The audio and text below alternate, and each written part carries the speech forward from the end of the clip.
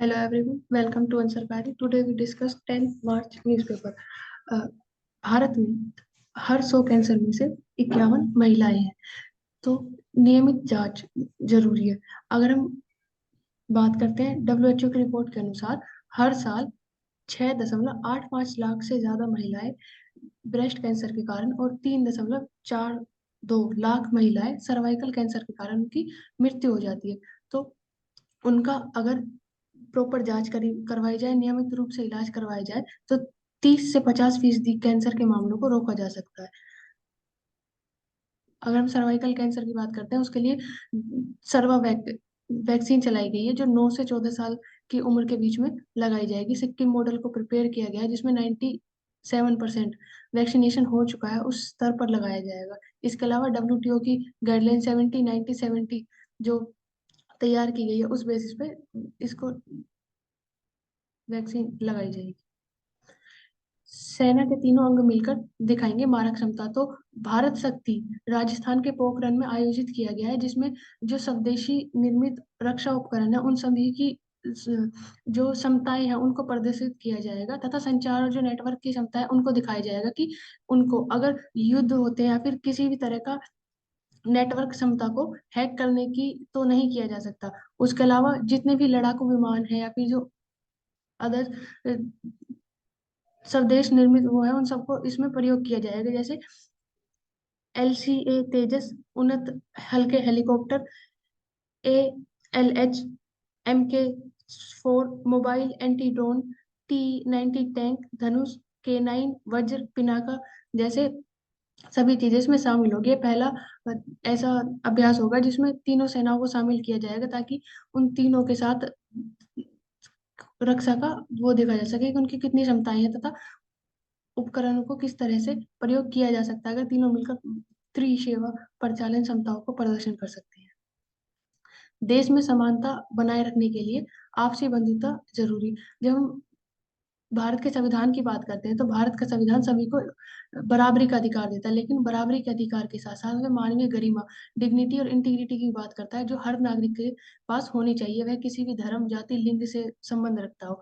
तो जो supreme court के प्रधान न्यायाधीश DY चंद्रचूड़ जी है, उन्होंने बोला है कि जब तक हम ग्रामीण क्षेत्र के हर एक व्यक्ति तक संविधान में निहित उनके हितों के बारे में और उन्हें बंधुता यानी कि जो ब्रदरहुड है उसकी भावना या उसका जो महत्वपूर्ण है उसको नहीं समझा देते, तब तक संविधान को जो देने का जो सपना था या फिर जो संविधान जो काम करना चाहता है वह अधूरा है। तो उसके लिए जरूरी है कि हर एक व्यक्ति को बंधुता पर ध्यान देना चाहिए, ताकि ब्रदरहुड बना रहे, और इक्वालिटी के साथ गरिमा पर भी सर्वोच्च महत्वपूर्ण है।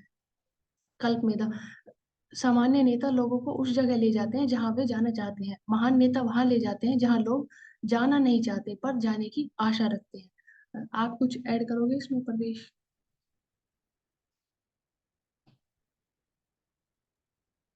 एग्जाम्पल अभी का बोल सकते हैं कि करंट प्राइम मिनिस्टर जो है तो बोल रहे हैं कि किस तरीके से हम एआई को, जो कि अभी सेंसिटिव नजरों से भी देखा जाता है, उसकी तरफ इंडिया कहीं ना कहीं एआई की तरफ बढ़ रहा है। और कल ही हमने देखा कि 10,000 करोड़ का एआई का इंफ्रास्ट्रक्चर बनाने की बात इंडियन गवर्नमेंट ने की है। तो हम देख सकते हैं कि इन चीजों के लिए जो आम नागरिक है देश का, वो संदेह से देखता है, घबरा कर देखता है। उनकी तरफ जो मास लीडर होते हैं, जो चेरिस्मेटिक पर्सनैलिटी होती है लीडरशिप, वो उनकी वो जो गलत फहमियां है उनको मिटाने के लिए अपने स्टेप से कहीं ना कहीं अहम भूमिका निभाते हैं। कंटिन्यू। बच्चों की प्रारंभिक शिक्षा के लिए 52 लघु पाठ्य पुस्तकें जारी की जाएंगी। हमने डिस्कस किया था कि जो क्षेत्रीय भाषाएं हैं उनके लिए लाइब्रेरी बनाई जाएगी, ताकि उनको संरक्षित रखा जा सके। जो जनजातीय भाषा है उनको गैर अनुसूचित भाषा जो कि 8वीं अनुसूची में शामिल नहीं होती, उनके अंदर पाठ्य पुस्तकें तैयार की जाएंगी, उससे वो संरक्षित भी रहेगी। और जो विद्यार्थियों को क्षेत्रीय भाषा में पढ़ाया भी जा सकेगा, ताकि उनमें सोचने समझने की तार्किकता उत्पन्न हो। इसके लिए NCERT और केंद्रीय भाषा भारतीय भाषा संस्थान मैसूर के द्वारा तैयार किया जाएगा। और इसके अलावा जो नई एजुकेशन नीति है उसके दृष्टिकोण में रखकर किया गया है, जिसमें राष्ट्रीय विद्या समीक्षा केंद्र और राज्य इकाइयों को 200 टीवी डीटीएच चैनल्स के साथ जोड़ा जाएगा, जिन्हें एकीकरण करने का निर्णय लिया गया है। क्योंकि कोविड के टाइम में देखा गया था कि जो एजुकेशन है वो D2H चैनल्स के द्वारा डायरेक्ट प्रोवाइड करवाई गई थी, ताकि टीवी के माध्यम से भी बच्चों को पढ़ाया जा सके उनकी भाषा में।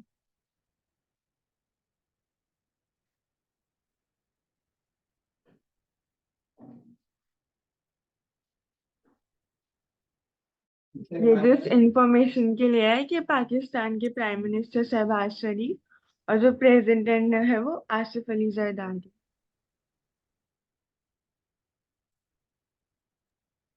नेक्स्ट हम बात करते हैं कि आयुष्मान भारत में जो टॉप ट्रीटमेंट्स हैं वो कार्डियोलॉजी, कैंसर, जनरल सर्जरी और ऑर्थोपेडिक्स से रिलेटेड है। फिर इसमें कॉस्ट भी देख सकते हैं, जैसे सबसे ज्यादा जो कार्डियोलॉजी है उससे रिलेटेड है। फिर हीमोडायलिसिस प्रोसीजर्स की अगर बात करें तो हम्म। ये एक काइंड ऑफ सोशल एग्जाम्पल हम इसमें बोल सकते हैं कि जैसे एक मांझी का एग्जाम्पल था कि उन्होंने खुद से मतलब माउंटेन क्रिएट करा था जस्ट बिकॉज उनकी वाइफ की डेथ हो गई थी।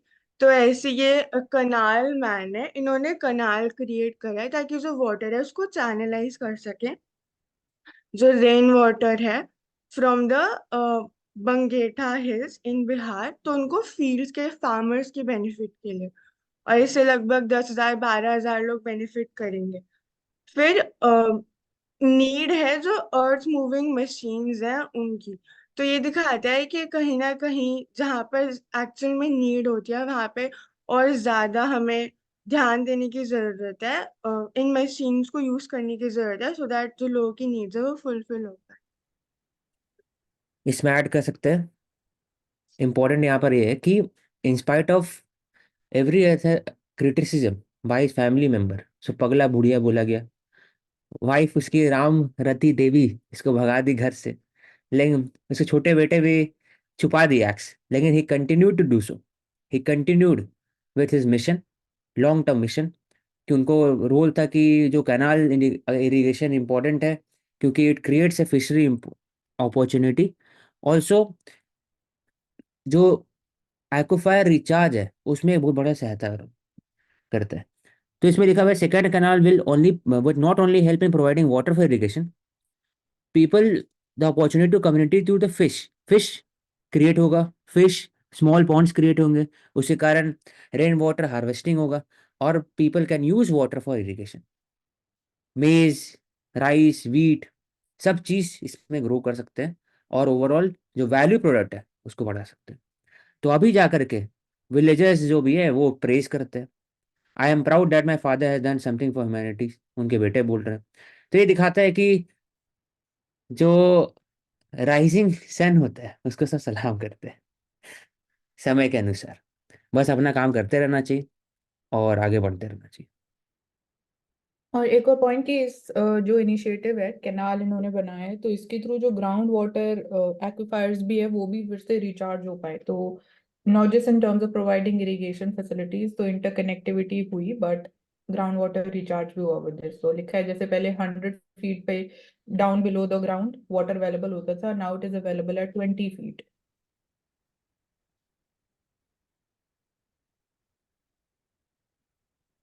नेक्स्ट,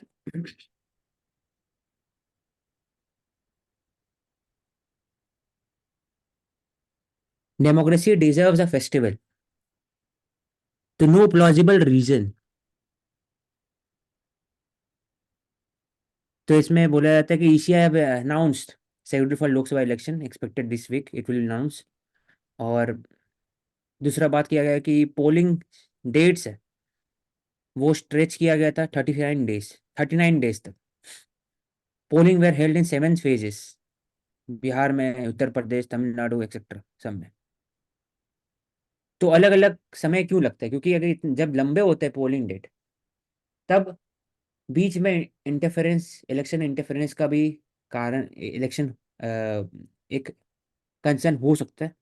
दूसरा, कि जो गवर्नमेंट के तरफ से सब्सिडी दिया जाता है दूसरा स्टेट में, या फिर दूसरे जगह में कुछ स्कीम्स लाया जाता है, या फिर दूसरी जगह में कोई एक्सपेंडिचर किया जाता है बाय द गवर्नमेंट, वो इम्पैक्ट कर सकता है तीसरे जगह पे। तो इसलिए, और उनकी ऑनलाइन है मैकेनिज्म, क्योंकि पोलिंग डेटा का मध्य प्रदेश में है और बिहार में नहीं है उस समय, तो लोग तो ऑनलाइन तो सबके लिए सेम ही है, तो कंपेयरिंग चलते रहते हैं। मध्य प्रदेश में भी कंपेयरिंग चल रहा है ऑनलाइन एक तरह से, क्योंकि कंट्रोल नहीं कर सकते सोशल मीडिया को, तो कैसे एमसीसी लागू करे for the IT, for the cyber sector, वो एक चैलेंज रहता है। फिर दूसरा है कि issue ECI should and discrimination in forcing uniform rule and norms through out the country, सबके लिए सेम होना चाहिए। ओपन कैंपेन और अनड्यू रेस्ट्रिक्शन नहीं रहता है, एक तरह से अनड्यू रेस्ट्रिक्शन रहता है, ओपन कैंपेनिंग रहता है, तो चलते रहता है overall in spite of MCC enforcement. तब इसको एक बात किया जाता है कि ओवरऑल कि क्या एक तरीका होना चाहिए कि वो इन्फोर्स कर सके।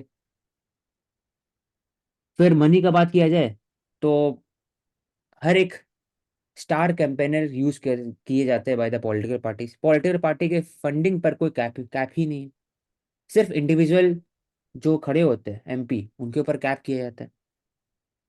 तो जब इंडिविजुअल एमपी जो खड़े होते हैं उन पर कैप किया जाता है, तब वो डिपेंडेंट हो जाते हैं पूरा पॉलिटिकल पार्टी के ऊपर with regarding to ideology, mission, vision for the district. तो जो इलेक्शन कैंपेनिंग है उसमें भी फंडिंग का कैप होना चाहिए, both on the political party and also on the individual candidate. Cash for vote का कॉन्सेप्ट आता है कुछ कुछ जगह में, illegal influence of the voting. तो ये सब कारण है जिसके कारण एक ओवरऑल जो डेमोक्रेटिक रूट्स है, डेमोक्रेटिक प्रोसेस है, उसको अफेक्ट करते हैं। तो इसी बात हुआ, वोट जो इम्पोर्टेंट बिहेवियर है इसमें, voting behaviour, silent days, silent period, CAPF role of CAPF police for maintaining rule law and order. यही नेक्स्ट। तो यहाँ पे हम देख रहे हैं इंडिया का पहला first cooperative museum Kozhikode Kerala में बनाया जा रहा है। तो अगर हम एग्जांपल्स देखें कोऑपरेटिव सोसाइटीज के या कोऑपरेटिव्स के जो इंडिया में सक्सेसफुल रहे हैं, तो अमूल डेयरिंग इंडस्ट्री में, इंडियन कॉफी हाउस है, then Indian farmers fertiliser cooperatives that is popularly known as IFFCO. तो these are certain examples of the cooperatives. तो ये म्यूजियम बनाया जा रहा है कि लोगों को और अवेयरनेस जनरेट हो कि कैसे हमारी हिस्ट्री रही है which is we can say older और date backs to more than a century ago. तो अवेयरनेस जनरेट होगी, और बाकी इसमें बोला जा रहा है कि और इनिशिएटिव्स ले जा रहे हैं कि हम ग्लोबली इसको कनेक्ट करें एक तरीके से विद द मूवमेंट। तो NABARD has been approached and there is International Cooperative Alliance, so we can look more on this International Cooperative Alliance क्या है, so that globally it becomes a kind of a movement। तो कल भी हमने discuss किया कि cooperatives के benefits क्या है। तो कॉपरेटिव्स इंपॉर्टेंट है for the availability of formal credit which can augment the non farm sector jobs. जो हम बोलते हैं कि एग्रीकल्चर सेक्टर में disguise unemployment is a major problem, तो स्ट्रक्चरल शिफ्ट चाहिए, non farm sector can help. तो वहां पे formal credit at competitive interest rate, competitive prices can be available to the farmers. Then we can trace and track कि farmers की credit behaviour कैसा है, how they are actually utilizing that fund, so that can be traced and that can be enhanced। So this data can help in data analytics and scientific decisions, and further policy decisions can be taken up in future, and they'll not have to depend upon the private money lenders जिसकी वजह से they get trapped in that vicious debt cycle। तो these can be some of the benefits, and ये important point है यहाँ पे।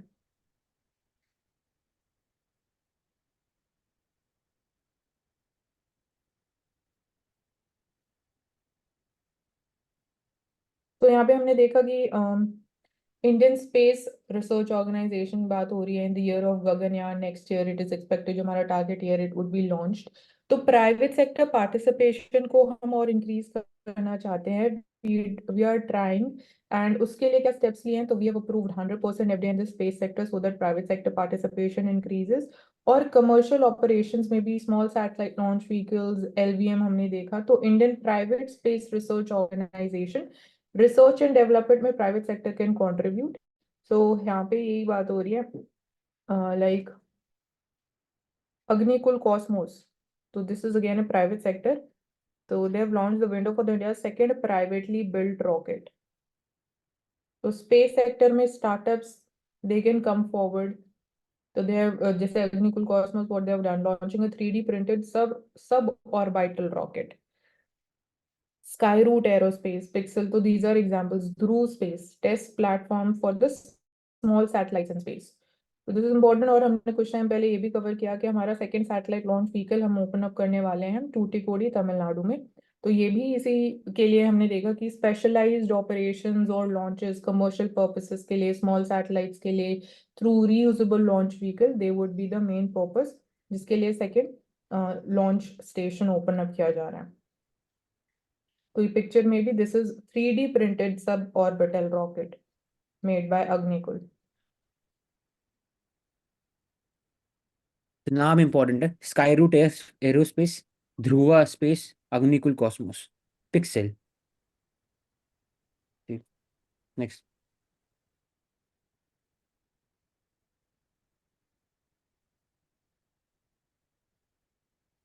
So Bharat Shakti to showcase the prowess of indigenous defense equipment. So we're promoting indigenization, self-reliance, Atmanirbharta in the defense sector. So here tri-service demonstration would be there, Pokhran firing range, Rajasthan में. तो even this is again जो demonstration हम बोलते हैं that this reflects our soft power. कि क्या equipment है. जैसे हमने इसमें एक एलिमेंट ये भी रेज किया था कि क्या ये हमारी सिक्योरिटी सिचुएशन को कहीं ना कहीं कॉम्प्रोमाइज नहीं कर देगा अगर हम बता रहे हैं कि हमारे पास ये इक्विपमेंट्स है उसको हम डेमोन्स्ट्रेट करें. तो ऐसा नहीं है. एंड तो fire power demonstration exercise would be carried out Pokhran range and Pokhran is associated with the nuclear test which were carried out. And jointness और सिनर्जी के ऊपर मेजर एम्फेसिस किया जा रहा है. तो जॉइंटनेस और synergy means between tri services की होगी army, navy and air force. And synergy multi service multi domain capabilities को शोकेस करना, demonstrating inter service synergy. And इस एक्सरसाइज के थ्रू वो सिनर्जी और स्ट्रेंथन हो सकती है. तो make in India is a watershed moment for us. The Defense Acquisition Council, that is an example of a step towards indigenization, and there is an establishment of the intelligence, surveillance and reconnaissance grid. So this is helping in shaping the operations by aerial platforms.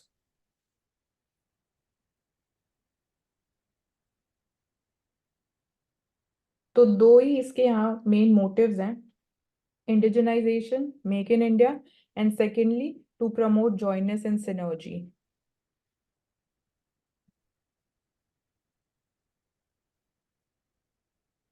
Next, Navy demonstrate twin carrier operations. So this is also demonstration, so soft power, and Navy showcased its operation with MiG-29K fighter jets. So MiG is from Russia, taking off from INS Vikramaditya and INS Vikrant.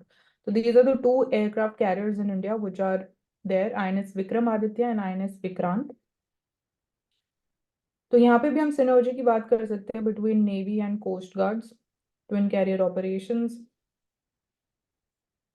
तो operational materials क्या हैं, infrastructure क्या है, logistics, personal related initiatives, all of this have been taken up. तो ताकि there is no we can say कि silos में चीजें ऑपरेट ना करें. एंड जो ये डेमोन्स्ट्रेशंस भी की जा रही है ये भी कहीं ना कहीं जो पर्सनल्स के पर्सपेक्टिव से अभी अगर हम बात करें तो they would also be better equipped. तो वी कैन से कि ऐसे डेमोन्स्ट्रेशंस पीरियोडिकली और किए जाने चाहिए.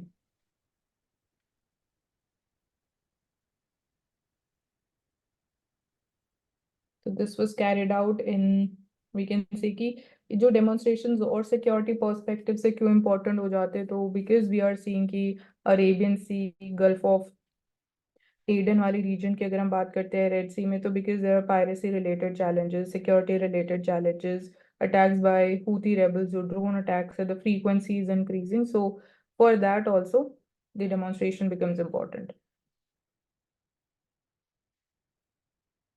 Piece and prosperity in the Indian Ocean region. और हमने यहाँ पे ये एलिमेंट भी कवर किया था कि इंडिया हैज इंश्योर्ड कि no single country enjoys the hegemonic power in Indian Ocean reason.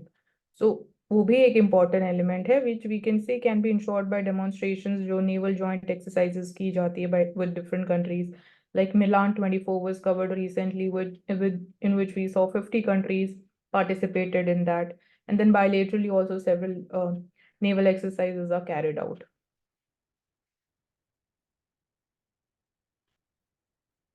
Okay, next topic. So here we're talking about the urgent need about legal framework for genomics. तो हमने in detail cover किया है genome sequencing mission जो है we have met the target of 10,000 human genomes they have been sequenced, उनके benefits की हमने बात करी, बट यहाँ पे बात हो रही है अब regulation. Firstly regulation in terms of ethical usage, कैसे जो डेटा कलेक्ट किया गया है वी नीड टू इंश्योर कि that is safe and secure, उसको अनएथिकली आगे फ्यूचर पर्पसेस के लिए यूज ना किया जाए। एंड तो क्लिनिकल सेटिंग्स के रिगार्डिंग रेगुलेशन इज इम्पोर्टेंट। जो प्रोफेशनल्स हैं their practices, their standards, we need to ensure कि skilled professional health के professionals they are actually into this, and clearances for research and development collaborations, so that needs to be fastened up, तो वहाँ पे एक important element है। तो establishing more capacity and expertise, significant number of samples होना चाहिए। And यहाँ पे भी हम बोल सकते हैं कि more organisations are providing the genetic testing services. तो इवन जो डेटा है that is also we can say not integrated, वो भी सेग्रीगेटेडली प्रेजेंट है, तो that also needs to be integrated. Integrated होगा तभी हम ओवरऑल एक जो रिजल्ट हम चाहते हैं वो थ्रू एनालिसिस हम पॉसिबल कर पाएंगे। Then discrimination based genetic information नहीं होनी चाहिए, वो एक सबसे बड़ा कंसर्न है क्योंकि अभी करंटली एक कॉम्प्रिहेंसिव लॉ नहीं है टू रेगुलेट दिस। तो discrimination based genetic information, one gender based discrimination हो सकता है, then the basis of caste हो सकता है, रिलीजन हो सकता है, रेस हो सकता है। तो दिस इज इम्पोर्टेंट। और एथिकल यूसेज जैसे पॉइंट हाईलाइट किया गया, तो technology, ethical use of this technology is paramount because again skilled professionals ही इसको कर रहे हैं, तो that power somewhere lies in their hands. So it is paramount to both advance this technology and जो main purpose है behind genome sequencing, ensure that people benefit from the use, and जो इतने efforts लिए गए हैं, इतने साल लगे हैं, इतने हम बोल सकते हैं expenditure investments की गई हैं। So there should be right guidelines and policy, advancing the human genomics, effective regulation होना चाहिए, ethical principles aligning with the policies with societal needs that needs to be focused upon, so that we can enhance the overall quality of life of the people, standard of living, data protection होना चाहिए और data integration होना चाहिए। तो for example यहाँ पे बाकी countries के एग्जाम्पल्स दिए गए हैं, तो example like in US they have a law, genetic information non-discrimination act 2008, so it aims to prevent discrimination based on genetic information. तो this example can be cited। तो positive genetic test, ये keyword है, positive genetic test potentially prevent one from accessing the insurance or reimbursement if the insurance claims it as a pre-existing condition। तो ये हम पता लगा सकते हैं through genome sequencing। तो this is positive genetic test, जो जेनेटिक टेस्ट है जीनोम सीक्वेंसिंग की गई उसको आप पॉजिटिवली कैसे यूज कर रहे हो, तो कैसे इंश्योरेंस कंपनीज के लिए it can be helpful. And also जो डेटा है करंटली लाइक कुछ अमाउंट ऑफ डेटा, कुछ सेक्शन, कुछ portion, can it be really made a part of open source और नॉट। तो अभी करंटली वी आर सीइंग कि डेटा कंप्लीटली इनएक्सेसिबल है for the public health decision making. तो ये कुछ एलिमेंट्स है जहाँ पे लॉ हमें हेल्प कर सकता है, जो भी पॉइंट्स हाईलाइट किए, और एक एग्जांपल हो गया यूएस का। हम्म। नेक्स्ट ओशित, यहाँ पर अगर मैं आपसे पूछूं कि जीनोम सीक्वेंसिंग को आप 3-4 लाइन में समझा दीजिए एक बार बेसिक, तो can you please do that. अगर बोला जाए तो बॉडी के अंदर में जेनेटिक्स कोडेड है, न्यूक्लियोलस के अंदर में, क्रोमोसोम के अंदर में, तो एटीसीजी ऐसे कोडेड होता है बॉडी के अंदर में, ये तो पता है, डीएनए। ठीक है। तो हाँ, तो क्या होता है कि हर एक के अंदर में एक पैटर्न होता है। हो सकता है कि फॉर एग्जाम्पल अगर 15 DNA का स्ट्रैंड है, तो ATCG GGC ऐसे नाम है। कोई तीसरा आदमी होगा, उसका ATCCCGG ऐसे होगा। तो कितना कॉम्बिनेशन बन सकता है?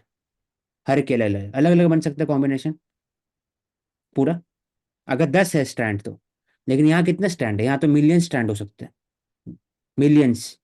तो हर एक का जो कॉम्बिनेशन है, इसको सीक्वेंसिंग बोले, सीक्वेंस में ला रहे हैं ओवरऑल, ताकि पता लग सके कि कोई भी अगर पर्टिकुलर आई है, वो ब्लू क्यों है, तो एक पर्टिकुलर स्ट्रैंड के कारण ही ब्लू होगा। कि 100th पोजीशन पर अगर सी अगर आएगा तो ब्लू होगा। ऐसा कुछ मतलब बहुत बेसिक, इसको नुआंसेस से समझा रहे हैं, क्योंकि एग्जैक्टली ऐसा नहीं है, लेकिन बेसिक। कि हो सकता है कि 200 पोजीशन पर कुछ अगर आएगा, ATC ऐसा कुछ कॉम्बिनेशन आएगा, तो हो सकता है कि ब्लड प्रेशर हाई होगा बॉडी के अंदर में। तो इस कॉम्बिनेशन को ही जीनोम सीक्वेंसिंग बोलते हैं, चाहे वो एनिमल में करे, चाहे प्लांट में करे, किसी और में करे। तो इंफॉर्मेशन ATCG ऐसे कॉम्बिनेशन ही ले लो और इसको सीक्वेंस कर दो। और बाद में फिर जब भी बाद में काम आएगा, फॉर एग्जाम्पल क्रिमिनल फोरेंसिक में, फिर काम आ सकता है जेनेटिक रिसर्च में, फिर new identification of traits in plants, climate resilient बनाना है, तो सब में कुछ ट्वीक कर देंगे। हो सकता है कि ए हटा दिए, इसमें से जी हटा दिए, GC हटा दिए, TCG हटा दिए, तो चेंज हो जाएगा बॉडी के जो स्ट्रैंड चेंज हो जाएगा पूरा का पूरा। फिर आप इंटरवीन कर सकते हो। तो इसी में चेंजेस को जेनेटिक कोडिंग और डिकोडिंग बोलते हैं। तो सीक्वेंसिंग ये वाला पार्ट हो गया। तो सीक्वेंसिंग करने से क्या फायदा होगा? आपके पास डेटा हो गया। जब हम लोग कल पढ़े थे AI के रेवोल्यूशन में, तो एल्गोरिदम प्लस डेटा था। तो डेटा बहुत इंपॉर्टेंट होता है। तो बायोटेक्नोलॉजी के लिए डेटा इंपॉर्टेंट है। तो डेटा जीनोम हो गया। अब इसी हिसाब से आप पता लगा एंटिसिपेट कर सकते हो डिजीजेस कि उसका क्या सीक्वेंसिंग होगा। फिर वैक्सीनेशन, उसका सीक्वेंसिंग क्या होगा, हर एक का। तो उससे एक आसानी तरह से आप फिर जल्दी वैक्सीन डेवलपमेंट हो सकता है, टाइम कम लग सकता है। आपको पता लग सकता है बॉडी हिस्ट्री, अगर बॉडी में अगर हिस्ट्री अगर आपका है कि कोई बॉडी कोई भी परिवार में किसी का भी BP है, हाइपरटेंशन है, तो आप पता लग सकता है कि आपको भी होने वाला है कि नहीं 10 साल में। तो इसी कारण एक डेटा है, इसको सीक्वेंसिंग बोलते हो ओवरऑल। कॉम्बिनेशन ऑफ ATCG पूरे के पूरे सीक्वेंस कर दिए 10,000 जीनोम तक, 15,000, 20,000, 1 लाख। तो बहुत महंगा होता है, क्योंकि इसको एग्जैक्टली सीक्वेंस करना बहुत मुश्किल है by the super computer also. ये बॉडी में बहुत सारे स्ट्रैंड्स है, इसलिए। Thank you. ठीक है, नेक्स्ट। तो यहाँ पे प्रिवेंशन ऑफ मेटास्टेसिस की बात हो रही है, तो it is related to cancer. तो कैंसर में अभी हम ज़्यादा जो ट्रीटमेंट की बात करते हैं तो कीमोथेरेपी की बात की जाती है।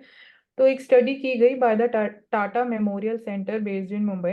तो ये एविडेंस आया सामने कि जैसे इट इज़ जनरली बिलीव्ड कि कीमोथेरेपी जो केमिकल्स यूज किए जाते हैं उसमें डायरेक्ट इम्पैक्ट करते हैं बॉडी के हेल्दी सेल्स को, बट ऐसा नहीं है अकॉर्डिंग टू दिस स्टडी। इसमें ये हमें पता लगा है कि जो क्लिनिकल ट्रायल्स किए गए और जो कीमोथेरेपी की जाती है उसके बाद कुछ सेल फ्री क्रोमैटिन फ्रेगमेंट्स हैं जो रिलीज होते हैं because of the chemicals that are being used to directly treat. जो जैसे ट्यूमर है तो कैंसर सेल्स है उनको मतलब मार दिया जाता है। तो using in this process cell free chromatin fragments release होते हैं। जो सेल्स मारे जा रहे हैं उनमें से ये रिलीज होता है। तो वो इम्पैक्ट करते हैं हमारी बॉडी के हेल्दी सेल्स को, वो उनके अंदर एंटर हो जाते हैं। जो DNA है उसको डैमेज कर दिया जाता है। जो DNA बोलते हैं तो डबल स्टैंडर्ड होता है। तो उसमें वी आर सीइंग कि एक तरीके से वो प्रोग्राम्ड सेल डेथ क्रिएट करते हैं हमारी बॉडी के हेल्दी सेल्स के अंदर, जिसकी वजह से इन्फ्लेमेशन भी हो सकती है। तो एज अ सोल्यूशन ये देखा गया कि जो ये रेस्पिरेट्रोल कॉपर है, जिन पेशेंट्स में इसको यूज किया गया वहां पे जो हेल्दी सेल्स के ऊपर डैमेज था वो कम हुआ। तो इस कॉम्बिनेशन को अप्रूव किए जाने की बात की जा रही है from FSSAI and not from CDSCO, because it is believed कि ये कोई ड्रग नहीं है, एक न्यूट्रास्यूटिकल प्रोडक्ट है। तो इसलिए लाइक एज अ फूड या एज अ कॉम्बिनेशन इसको FSSAI से हमें अप्रूवल चाहिए, not from the central drug standard control organisation. तो overall this is what this article is talking about. तो एक न्यूट्रास्यूटिकल प्रोडक्ट है which is having positive impacts. We are talking about treatment of cancer. or it can reduce the impact, the negative impact of chemotherapy on the healthy cells. तो ये इतना ज्यादा detail और technical इसमें जाने की जरूरत नहीं, बस हमें मेटास्टेसिस के बारे में थोड़ा आइडिया होना चाहिए. Okay, next. इसमें बोला जा रहा है कि what has France ruled on abortion rights. First of all, abortion is a की इशू अराउंड द वर्ल्ड, और कोई भी कंट्री के अंदर में कॉन्स्टिट्यूशनली मैंडेटेड नहीं है कि विमेन के पास राइट्स है अबॉर्शन के लिए. इंडिया में भी जो है तो वो लीगली इन्फोर्सिबल है by the statutory law, constitutionally enforceable नहीं. तो फ्रांस इज ओनली कंट्री अभी जो इन्होंने पहली बार एक तरह से कॉन्स्टिट्यूशनल अमेंडमेंट किया, उसके अंदर में डाला कि France inscribe the guarantee right to abortion in its constitution on March 8. तो पहला कंट्री हो गया वर्ल्ड में. तो एक इसको नोट डाउन कर सकते हैं. दूसरा बात ये है कि अबॉर्शन से रिलेटेड यूएस में रो वर्सेस जेड था, रो वर्सेस वेड. उसमें सुप्रीम कोर्ट ने बोला था 50 ईयर्स पहले 1972 में कि जो राइट्स ऑफ अबॉर्शन है it is beyond the scope और एक विमेन सेंट्रिक राइट्स है, तो सुप्रीम कोर्ट डायरेक्शन दे सकती है regarding the autonomy of the women, bodily autonomy etcetera. लेकिन 2022 में सुप्रीम कोर्ट ने, यूएस के सुप्रीम कोर्ट ने ओवरटर्न किया. ओवरटर्न के लिए ये नहीं बोला कि अबॉर्शन गलत है, ये बोला कि स्टेट का अपना अधिकार है कि वो कैसा भी लॉ रख सकते हैं.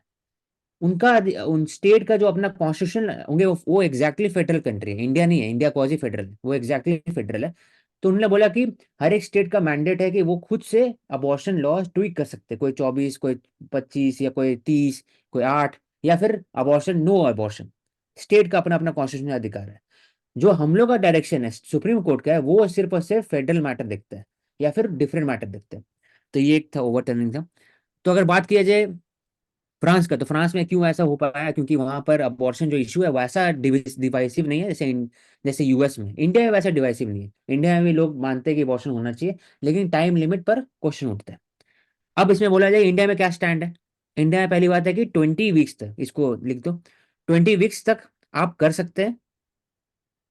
हाँ, MTP medical termination of pregnancy act 1971 which allows कि लाइसेंस्ड मेडिकल प्रोफेशनल वो अबॉर्शन कर सकते हैं स्पेसिफिक कंडीशन के अंदर अनटिल अनलेस 20 वीक्स. 20 से 24 वीक्स के बीच में एक मेडिकल प्रैक्टिशनर के आपको परमिशन चाहिए बिटवीन 20-24 वीक. अगर आपको नहीं, इसमें ऐड करूंगा 20 वीक से नीचे में आपको एक मेडिकल प्रैक्टिशनर चाहिए और उसके कंडीशन में अबॉर्शन कर सकते हैं. 20-24 के बीच में दो चाहिए. एक condition, certain condition, for example statutory rape है, फोर्स प्रेगनेंसी है, डिसेबिलिटी है, तो उस पर हो सकता है. लेकिन 24 के ऊपर आपको स्टेट लेवल मेडिकल बोर्ड चाहिए that can approve the facility. और वो तभी कर सकते हैं if there is a substantial foetal abnormality, कि कुछ जेनेटिक ऑर्डर हो, डिसऑर्डर है या फिर कुछ प्रॉब्लम है, फीटल अबनॉर्मलिटी है, तब आप कर सकते हैं. तो इसका मतलब एमटीपी 1971 एक्ट के अंदर में 20 के नीचे एक मेडिकल प्रैक्टिशनर का रिकमेंडेशन चाहिए, 20-24 के बीच में दो चाहिए, और 24 के ऊपर ऊपर में आप स्टेट मेडिकल बोर्ड में चाहिए जाके परमिशन लेना होगा विद कंडीशन कि फीटस में कोई प्रॉब्लम, मदर को हार्म होगा, इसलिए अबॉर्शन कर सकते हैं. और 26-27 तक आते आते आपको हाई कोर्ट जाना पड़ता है ओवर. बाकी कंट्री से क्या हाल है, यूके परमिट्स 24 वीक्स, 2 डॉक्टर्स अगर अप्रूव ये करते उचित, हैं. अभी आपने क्या बोला, 26 कंडीशन पे क्या देना पड़ता है? आपको नहीं हो पाएगा. फॉर हाँ एग्जाम्पल जी. 24 वीक्स तक अगर है तो आपको नहीं मिलता है परमिशन. अगर स्टेट तो वो लंबा हो जाता है समय का ही, तो आपको फिर हाई कोर्ट जाना पड़ता है. तभी दिया गया था ना कि high court have allowed abortion for the women, ऐसे हर एक स्पेसिफिक केस में आता है ना. इसमें हाई कोर्ट ऊपर भी आते हैं लोग, क्योंकि 26-27 हो जाता है और फिर तब पता चलता है कुछ, तब फिर आता है. तो यूके में 24 वीक्स अलाउड है. तो ओवरऑल ये था.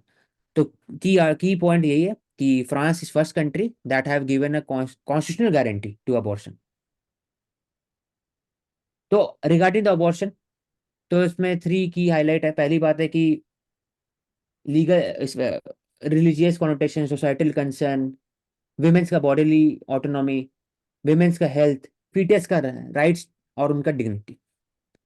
तो दो एक्सट्रीम केस है, एक है अबॉर्शन जीरो, करने ही नहीं अबॉर्शन, वो भी ठीक नहीं है, जो यूएस में कुछ कुछ स्टेट्स इम्प्लीमेंट करते हैं, और एक है कि लास्ट तक अबॉर्शन कर सकते हैं, जब मन है तब कर सकते हैं, वो भी गलत है।